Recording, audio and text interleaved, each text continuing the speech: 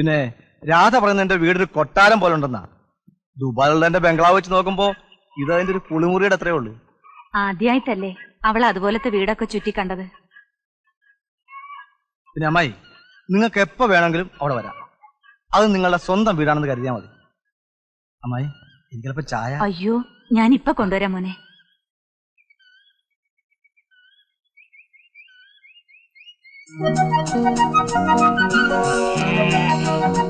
ഞാനൊരു കാര്യം ചോദിച്ചാൽ രാധ സത്യം പറയും. എന്നെ വിവാഹം കഴിക്കാൻ രാധ ഇഷ്ടം. രാധ എനിക്ക് വേണ്ടി ചെയ്യുന്ന ഏറ്റവും വലിയ ത്യാഗമായിരിക്കും. മോനെ, മധുരം കൂടുതൽ വേണോ? ശകലം കൂട്ടിട്ടോ. ഇല്ല മാഷെ, ഞാൻ കുറെ ചോദിക്കാൻ വിചാരിക്കണേ. നിങ്ങൾക്ക് നാട്ടിൽ അമ്മ മാത്രമേ ഉള്ളൂ എന്നല്ലേ പറയണേ? എന്നാ അവരും കൂടി ഇങ്ങോട്ട് കൊണ്ടുവന്നൂടെ? ആലോചിക്കുന്നുണ്ട്. ഇത് എത്ര കാലം ആലോചിക്കും? പിന്നെ വേണ്ടിയില്ല നല്ലൊരു കൂട്ടുണ്ടെങ്കിൽ ഉള്ളത് ഹാഫ് പൊട്ടനും.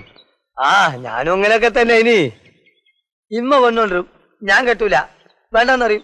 ബാപ്പ പെണ്ണുകൊണ്ടിരും, ഞാൻ വേണ്ടെന്നറിയും, കെട്ടൂല. പിന്നെ അമ്മയും ബാപ്പയും കൂടി കൊണ്ടുവന്ന്, അത് പിന്നെ നമ്മളെ കുടുംബക്കാരെ തന്നെ. ഞാൻ കെട്ടിയില്ല. ഓളെയാണ് നമ്മൾ വക്കീൽ ഇബ്രാഹിം ഇപ്പൊ കല്യാണം കഴിച്ചത്. പിന്നെ ഞാൻ കെട്ടി നമ്മളെ ജമീലനെ. ശരിക്കും പറഞ്ഞാൽ ഞാൻ കെട്ടിയതല്ല, അത് ഞാൻ കുടുങ്ങിപ്പോയതാ. ഈ ജമീലക്ക് ഞാനൊരു പിയാപ്പിള ഉണ്ടാക്കി. കല്യാണത്തിന്റെ അന്ന് പിയാപ്പിള വന്നില്ല. അവസാനം നഷ്ടം ഞാൻ കൊടുക്കുന്ന ഇവിടെ ബാപ്പയും കൂടി എന്നെ പിടിച്ചേച്ചി.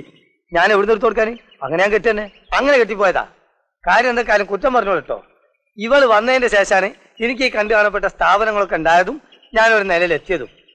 അല്ല, നിങ്ങൾക്കൊരു നിലയിലൊന്നും എത്തണ്ടേ? ഒരു കല്യാണം ഒന്നും കഴിക്കണ്ടേ?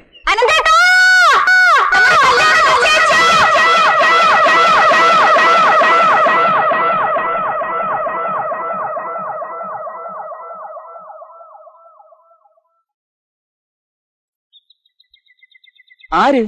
അമ്മ. നമ്മുടെ കല്യാണോ? അമ്മ പറഞ്ഞല്ലോ. അമ്മ പറഞ്ഞെങ്കിലേ നിന്നെ കെട്ടുന്ന അമ്മയായിരിക്കും. ചെന്ന് പറഞ്ഞേക്ക്. എപ്പോഴും ഈ തമാശ എനിക്ക് ഇഷ്ടമല്ല കേട്ടോ. നിന്നെ കെട്ടാൻ എനിക്ക് മനസ്സില്ല. എടീ, നീ തന്നെ ഒന്ന് ആലോചിച്ച് നോക്ക്. ഞാനൊരു M.Com കാരൻ, സുന്ദരൻ. നീയോ 8ാം ക്ലാസ്സും ഗുസ്തിയും. പഠിപ്പും സൗന്ദര്യവുമുള്ള 100 കണക്കിന് പെമ്പിള്ളേര് ലക്ഷങ്ങളുമായിട്ട് എന്റെ പിന്നാലെ ക്യൂ നിൽക്കുകയാണ്. പിന്നല്ലേ ഈ പട്ടിക്കാട്.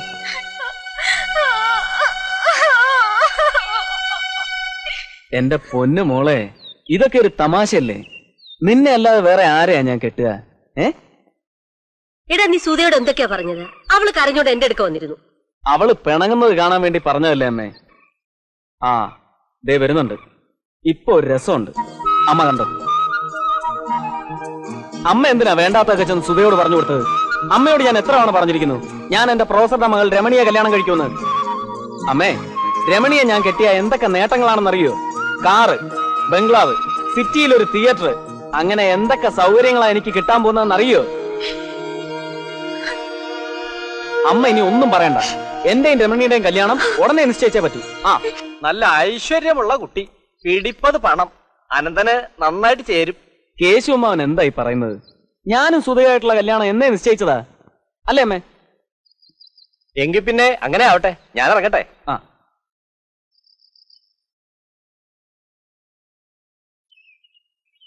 അല്ല, കേശവമാൻ എന്താ ഇവിടെ?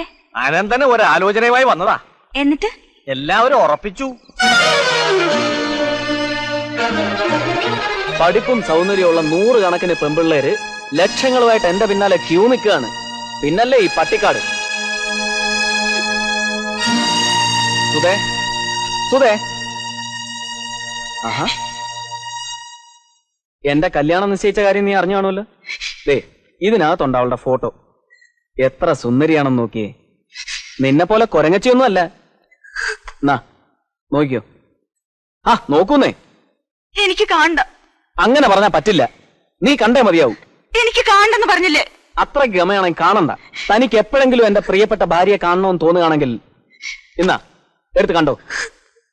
പിന്നെ ഞാനും അമ്മയും കൂടി കല്യാണപ്പുടവയും ആഭരണങ്ങളും ഒക്കെ വാങ്ങാൻ വേണ്ടി പോവുക. എന്റെ സുന്ദരിക്കുട്ടിക്ക്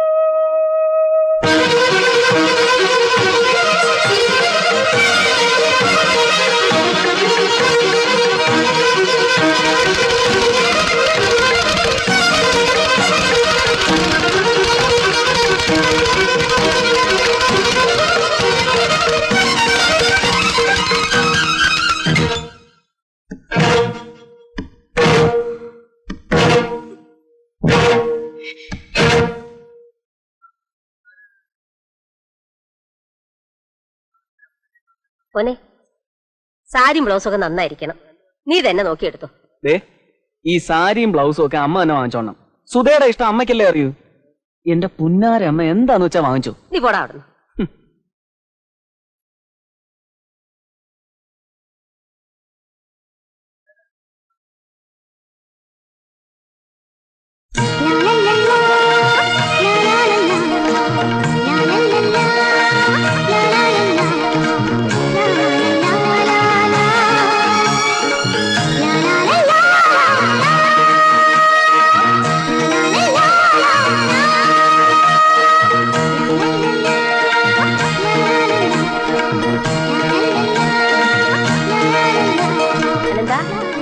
അനന്താ, സ്വപ്നം കണ്ടതൊക്കെ മതി.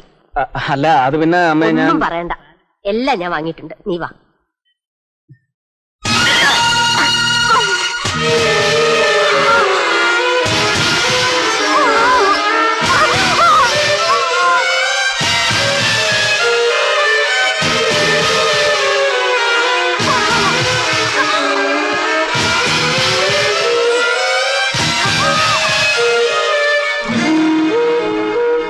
നിനക്ക് എപ്പോഴെങ്കിലും എന്റെ പ്രിയപ്പെട്ട ഭാര്യയെ കാണണമെന്ന് തോന്നുകയാണെങ്കിൽ ഇന്നാ എടുത്ത് കണ്ടോ.